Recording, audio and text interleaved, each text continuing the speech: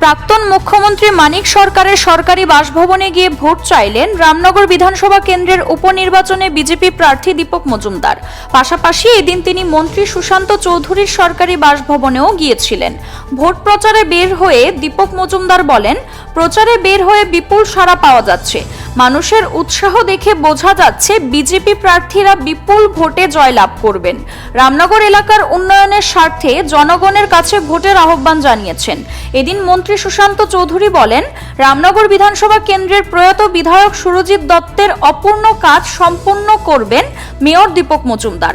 বিগত দিনে কখনো প্রয়াত সুরজিৎ দত্ত সিপিএম এর সাথে কোনো আপোষ করেননি, কিন্তু আজ সিপিএম ও কংগ্রেস আতাত হয়েছে, তা কখনো রামনগরবাসী মেনে নেবেন না।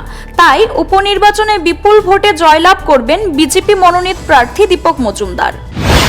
প্রথম দিন থেকে আজকে অবধি যতটা বাড়িতে গেছি বাড়ি বাড়ি প্রচারে প্রত্যেক মানুষই আমাকে খুব আশীর্বাদ করছেন, খুব খুশি হয়েছেন আমি প্রার্থী হওয়াতে।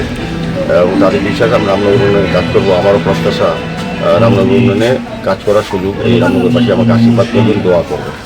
মানিক সরকারের কাছে ভোট চাইলেন, কি কি বললেন উনি? কিছু বলেন, শুভেচ্ছা চাইলাম, ওই শুভেচ্ছা জানালেন, ভোট চাইলাম। CRI TV, channel for news and entertainment.